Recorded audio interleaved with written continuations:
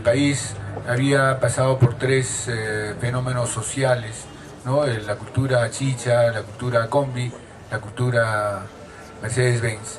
Y en efecto, esto nos hace un poquito reflexionar lo que nuestros compañeros, colegas lo han manifestado.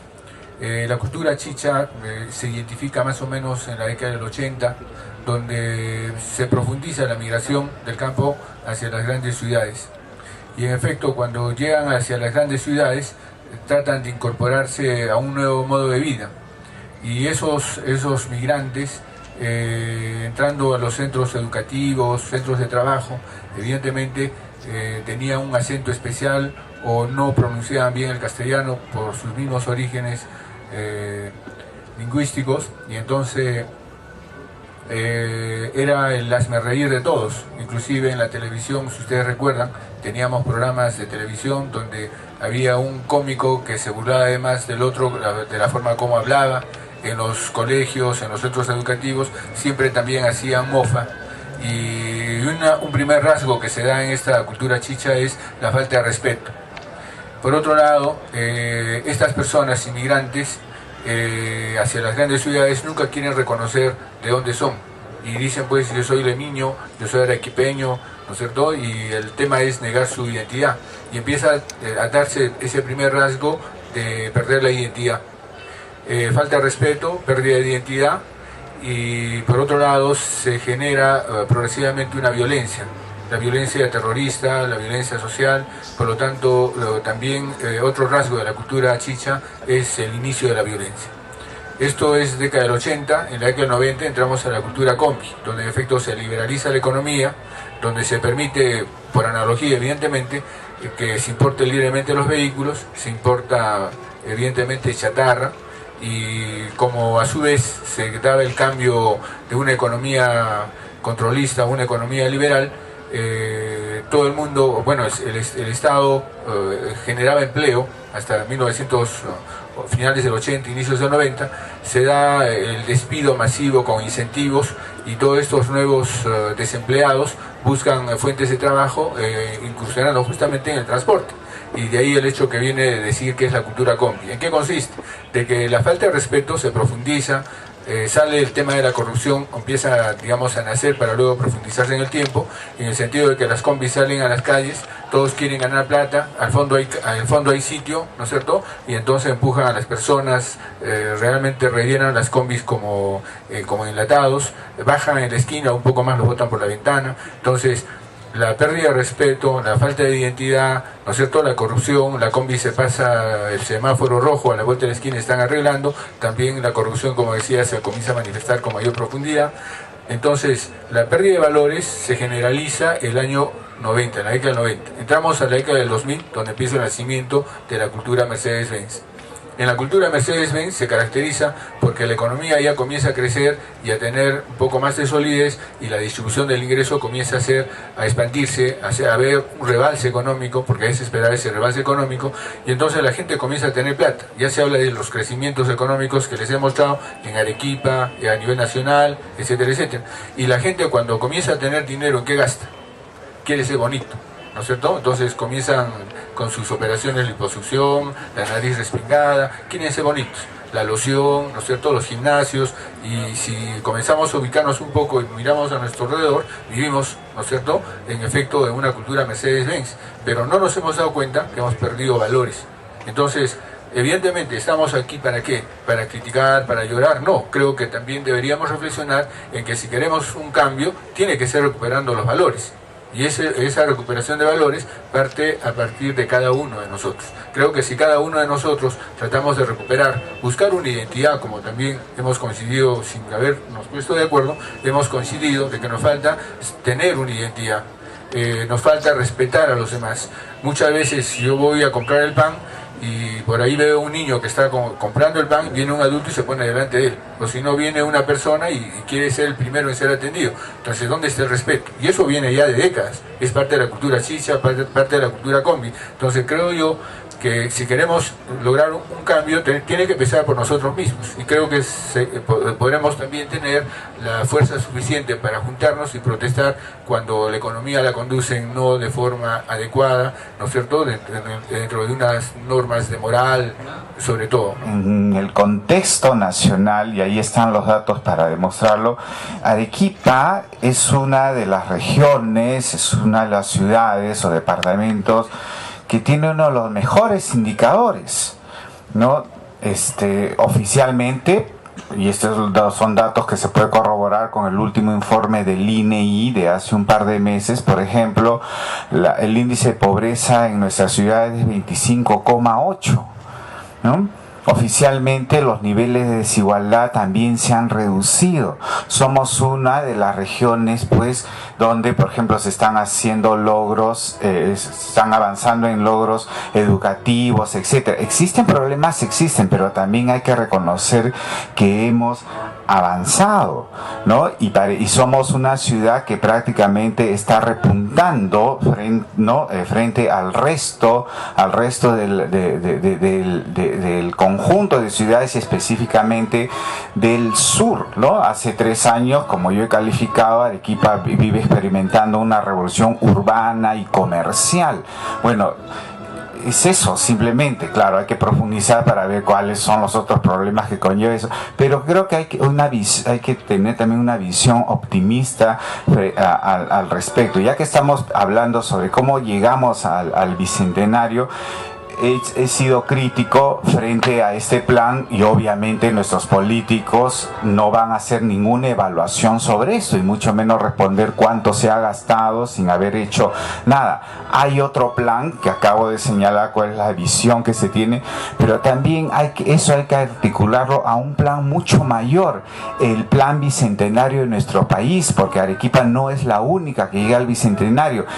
Quien llega al bicentenario es el Perú, y eso ya se ha hecho, y se los voy a leer para que todos sepamos cuál es la visión que está ya plasmada en la CEPLAN sobre cómo queremos llegar a nuestro bicentenario. Dice: el Perú para el 2021 somos una sociedad democrática en la que prevalece el Estado de Derecho y en la que todos los habitantes tienen una alta calidad de vida e iguales oportunidades para desarrollar su máximo potencial como seres humanos. Tenemos un Estado moderno, descentralizado, eficiente, transparente, participativo y ético al servicio de la ciudadanía. Nuestra economía es dinámica, diversificada, de alto nivel tecnológico y equilibrada regionalmente, con pleno empleo y alta productividad del trabajo. El país favorece la inversión privada y la innovación e invierte en educación y tecnología para aprovechar competitivamente las oportunidades de la economía mundial. La pobreza y la pobreza extrema han sido erradicadas. Existen mecanismos de redistribución para propiciar la equidad social, y los recursos naturales se aprovechan en forma sostenible manteniendo una buena calidad ambiental. Esperanza reclamaba de que no hay un proyecto nacional. Bueno, esto es el proyecto nacional, porque también esto ha sido producto de lo que hace más de 10 años se viene trabajando en torno al acuerdo nacional. Así que lo que nos falta probablemente es eso, no caer en el síndrome de Colón, no pretender inventar la pólvora. Las cosas están ya hechas, la academia ha hecho muchísimo para contribuir a todo esto. El problema es que lo desconocemos, o nuestros políticos quieren que lo desconozcamos, y esto es importante saber, porque recordemos que estamos entrando a un proceso electoral, vamos a elegir a nuevas autoridades, y quizás muchos de ellos prácticamente desconozcan estas cosas. Nosotros como sociedad civil nos toca entonces decirle: ¿sabes qué?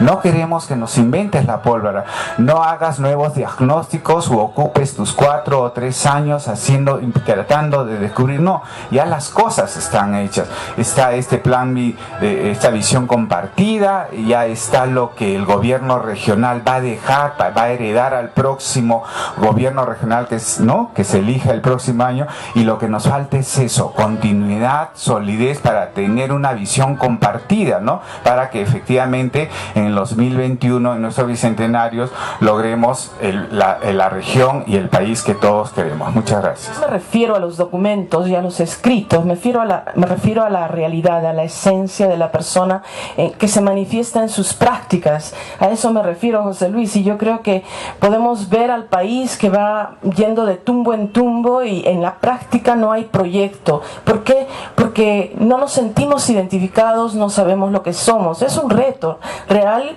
práctico y concreto que hay que enfrentar entre todos.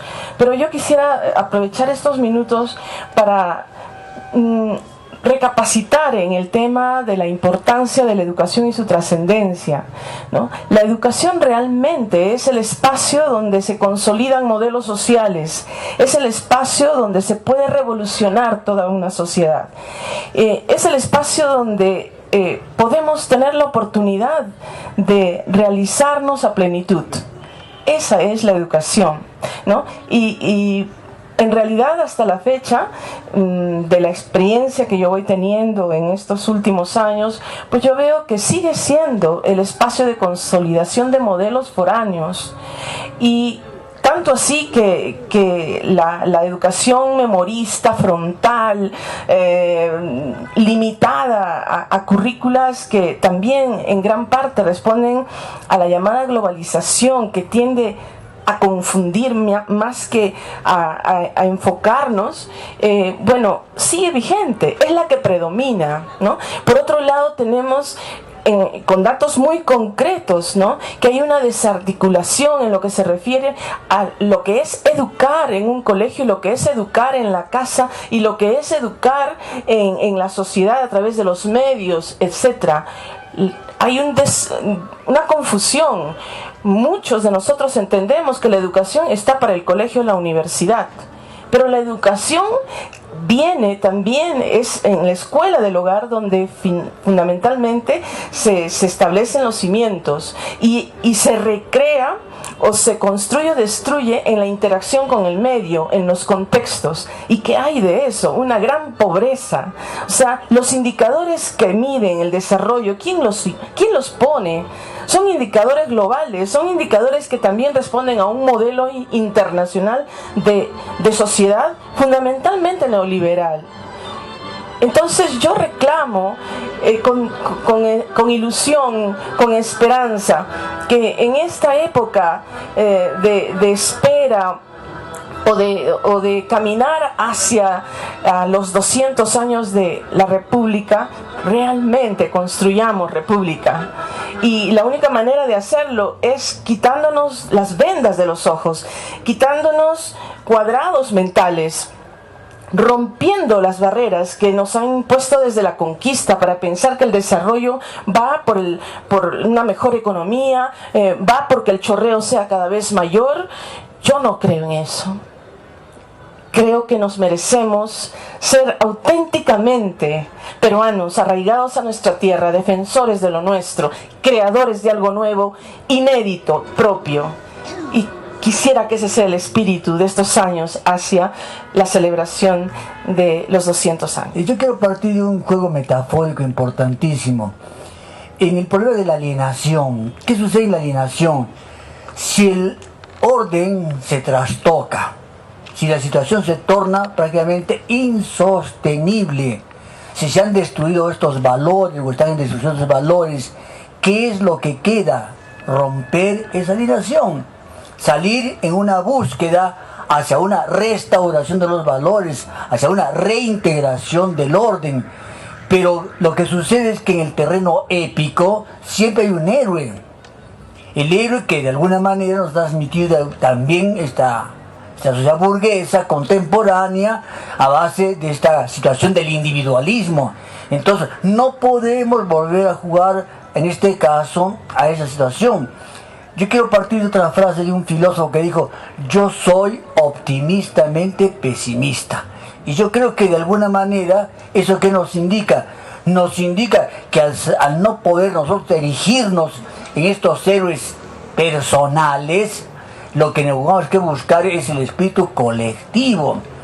En una situación en la que tenemos que afrontar este reto de una manera multidisciplinaria, desde todas estas fases, en una experiencia, es este elemento colectivo, es todo este elemento social el que tiene que ayudarnos a esta restauración, a esta reintegración, y creo que esa es nuestra tarea, pero una tarea que tenemos que compartirla todos. No hay en este momento, repito, épicas individuales, eso ya pasó desde la vieja novela de la caballería. En nuestros días estamos frente a una realidad totalmente diferente, frente a una crisis que se ahonda, frente a una alienación cada vez mayor, y entonces nuestro reto es salir de alguna forma a vencer todo ello y a restaurar ese orden y reintegrar los valores que tanta falta nos hace. Bueno, buenas noches.